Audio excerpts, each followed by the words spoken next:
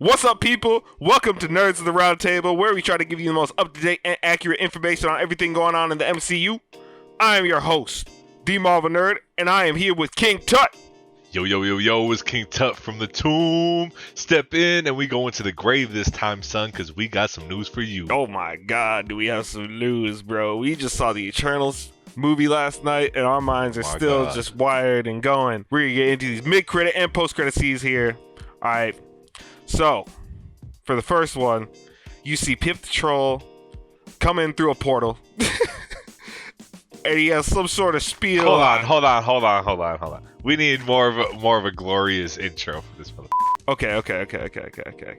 Movie over. Dust settles from the movie.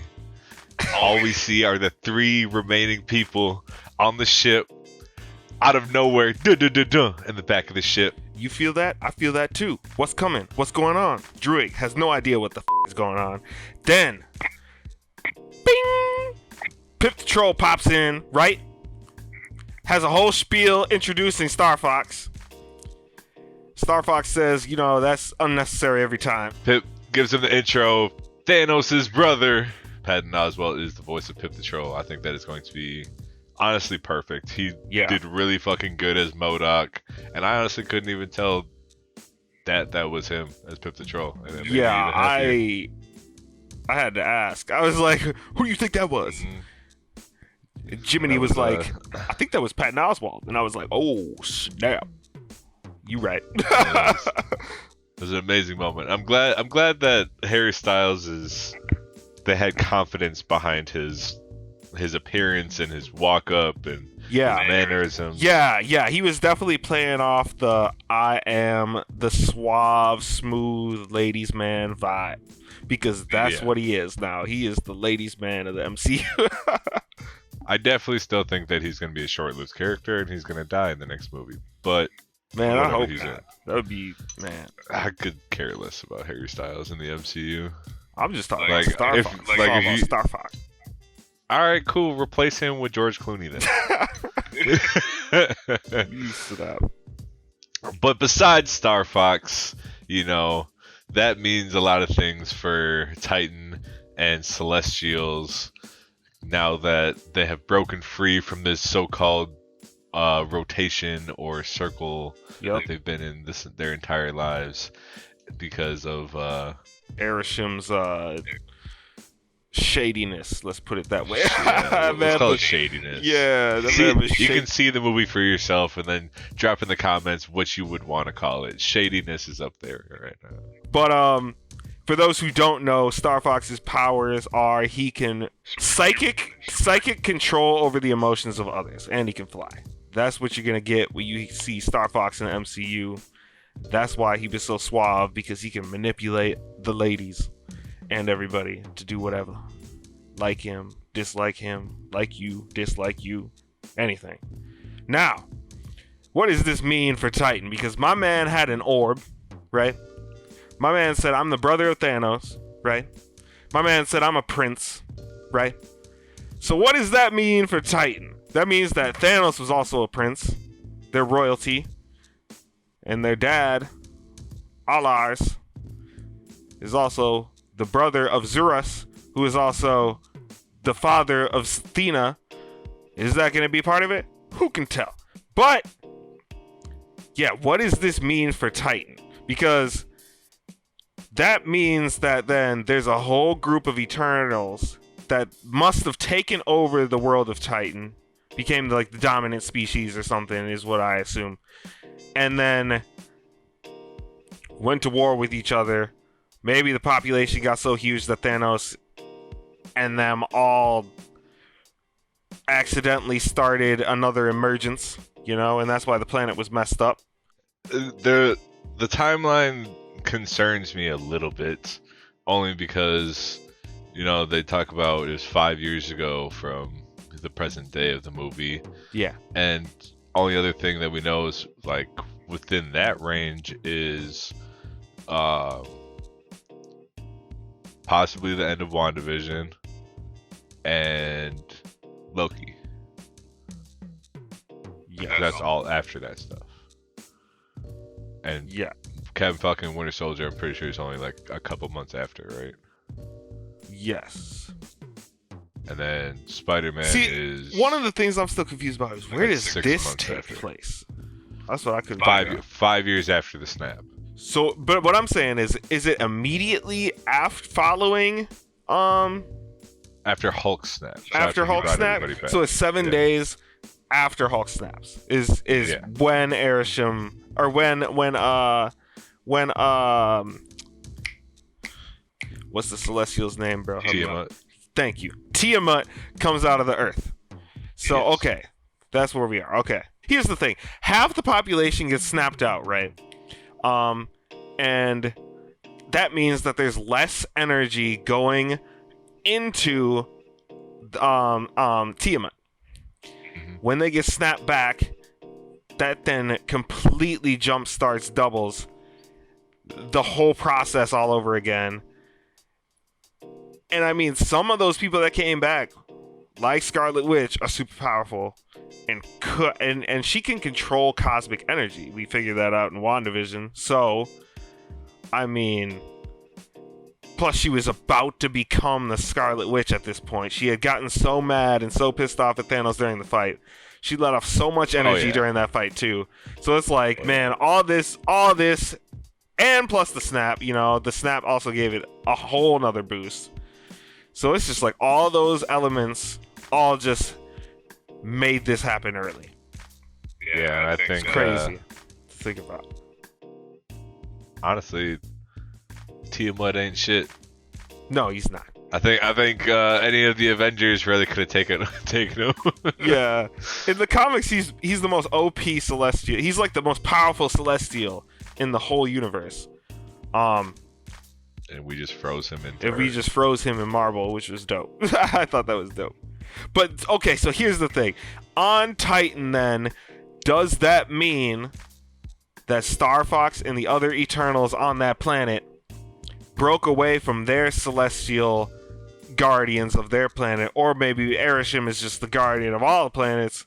They just broke away from, all rule and are now doing their own thing. Because he obviously knew, like, where the Celestials came from and stuff, so they must have just... His dad must have been able to break away from Celestial control and come to Titan and just, I don't know, do their own thing, or they were assigned to Titan. Either way, they broke away it from the seems that Celestials. Arishem's like actually hovering over Earth and not actually back into the galaxy anymore. He's like holding it in his hand, basically. Yeah, he is very large. Yeah. In So, the 'cause- comics, they can alter their shape and size, though, so it really, there's no really rhyme or reason for any of it. Like, they could just choose what size they want to be on a whim. He had to go to them because now they don't have a way to communicate with them because they used the whatchamacallit thing for the Unimind. Oh, yep, exactly. So they have no I way see to what you're saying. communicate to him. So he has to go all the way to them, snatch them up, and it was like, "What the f you think you were doing?" Exactly. They repurposed the Unimind, so, like, now he's like, bro, I can't even, like, call you. You broke my phone. Can't even call you to yell at you. Exactly. All right, now, crazy speculation there. Anything could happen. He's going to help him out. But let's get to this post-credit scene. In this post-credit scene, the most OP entrance of a character yet. And didn't even get to see him. Didn't even get to see him. We talking But about... before we get to that. We talking Before about... we get to that. Yeah, you're right. Before You're we right. get to that. I got excited. Before we get to that. Sir Dane Whitman, a.k.a. Kit Harington, a.k.a. Jon Snow, a.k.a. father of all of your children, women.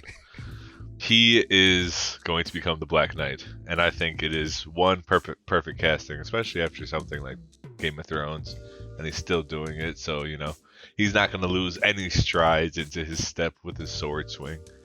But with him becoming the Black Knight and talking about him finding out about his history, we get to see his sword, a brief moment of his history on his sword. It basically holds the blood and the souls of everybody it kills. It does. And then on top of that, remember, when you kill somebody with it, the sword then craves like blood. It like makes you crazy, makes you want to kill more, craves Yeah. blood, and just The more blood, the more crazy you get. Yeah. So the Ebony Blade gets worse and worse more time he kills blood. But you know, with somebody like Dane, from what we've seen so far, he's a pretty kind-hearted person. yep. Because you know, I think most of us would have punched Icarus in the face at some point. Man, Icarus. He's man. getting a little. He's getting a Can't little even too get close into to that. Cersei the whole time. Exactly. But You also heard him mention his uncle. This sword has been passed down since Trey. Give us the name. Since Ebony Blade. the Ebony Blade has been passed down since the times of King Arthur, and it was actually Percy who first wielded the Ebony Blade, and Percy is Dane Whitman's ancestor, and his uncle, in the comics at least, was the Black Knight before him and was insane. He was mad insane, Mr. Sir Percy. He was the epitome of somebody you don't want to cross in a dark alley, especially holding a sword. But he in the comics he was an enemy to the Avengers and tried to kill them all at one point. And obviously he didn't succeed because, you know, we got Dane. But with his death came the blood curse, which is the curse of the blood sword. The more blood it gets, the crazier you get. In the comics, Dane has to somehow figure out how to get rid of the curse in order to even comply with Captain Marvel or any of the Avengers. So hopefully we get to see him purge the sword, Yeah, get rid of Sir Percy's spirit. But one person who might help him on that journey. Yep. Let's get into it. This is what we were gonna say in the beginning, but now we're saying it. Get ready. What? The aforementioned Blade! Blade Mahershala Ali was the voice at the end of the film, y'all. Oh my god. Confirmed by Icarus. I mean, by Black Knight and Chloe Zhao, the director. And Chloe Zhao, yes. Oh That my was god. Probably the biggest news in Marvel this year. That Just makes me the most happy. just the most epic intro in the history of Marvel, and you don't even see his face. All he says is, "Are you sure you're ready for that, kid?" Oh And my- everybody freaks out for a second because your first thought, off-screen camera look, you think, okay, Samuel Jackson, Nick Fury, or the Watcher, since we all just got done watching What If, or Ultron because we hear him talking to people's heads all the time. But nobody on planet Earth expected Mahershala Ali to make his debut in Marvel in the end credit scene of the Eternals. Just Bravo. absolutely mind-blowing. It's incredible. Mind-blowing. So that gives me hope for Morbius. But that is all we got for you today. If you got any questions, comments, concerns, or if you have an opinion on anything that we said, drop it down below. Hit the like button, subscribe button. Don't forget to hit the bell, but it's okay if you don't because it's kind of annoying. Love you. Peace, love, and chicken grease. Peace out.